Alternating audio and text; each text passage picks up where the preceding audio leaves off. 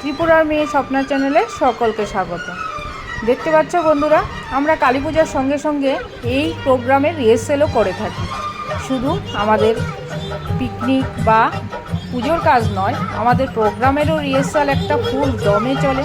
সঙ্গে ছিল নাটক, আবৃত্তি, গান, ড্রয়িং, কী ছিল না। আমাদের পাড়ায় আমরা সমস্ত কিছুই এই অনুষ্ঠান নিয়ে আমরা পালন করে থাকি।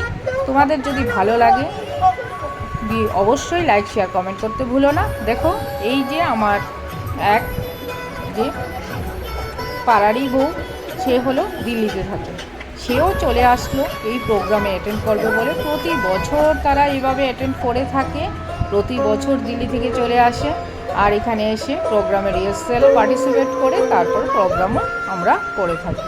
এইভাবেই আমরা আনন্দের সহিত এই দিনগুলি কাটাই। তোমরা উপভোগ করো, আমরা এটাই তোমাদের সঙ্গে শেয়ার করছি।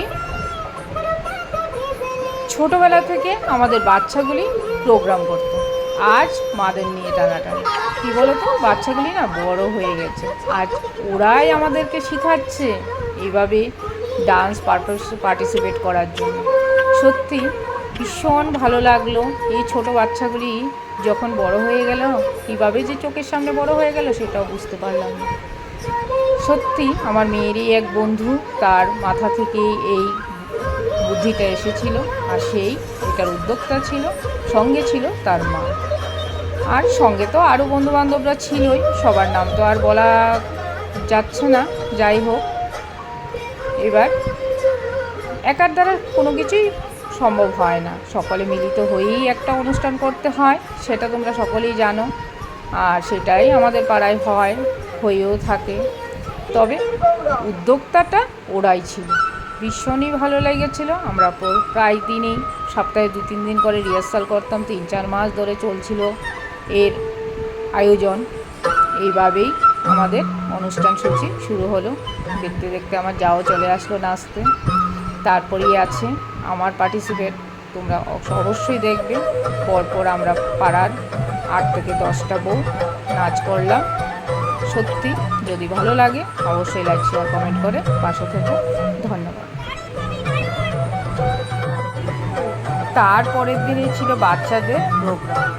আমাদের এই ছোট ছোট বাচ্চাগুলি আজ যা বড় হয়ে গেছে, তাদেরও নৃত্য ভীষণ সুন্দর হয়েছিল। তোমাদের সঙ্গে সেটাও অবশ্যই পরবর্তী সময় শেয়ার করব। এই ভিডিওটা দেখো।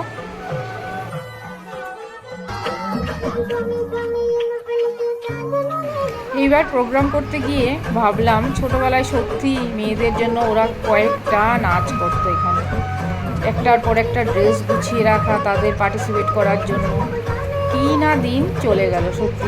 আজ আমরা সেই দিনগুলিতে উপভোগ করছি। সত্যি কথা, এটা ভাবতেও পারিনি কোনো দিন।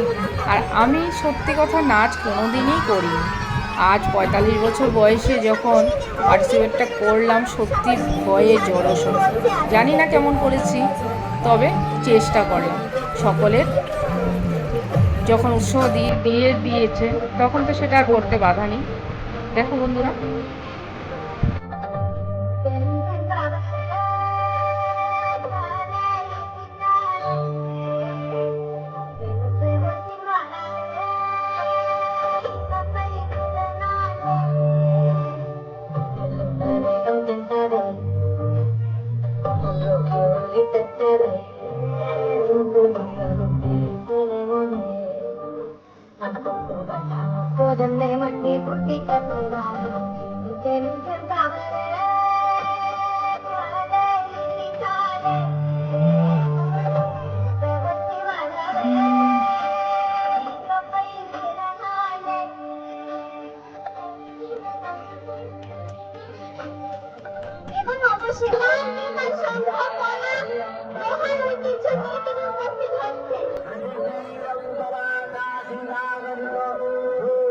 এই প্রোগ্রামটা ছিল আমাদের কালী পূজার পরের দিন, কারণ কালী পূজার পরের দিন ছিল নাটক রিহার্সাল, নাটক প্রোগ্রাম, আর আজ হলো এই ফ্যাশন শো প্লাস নৃত্য।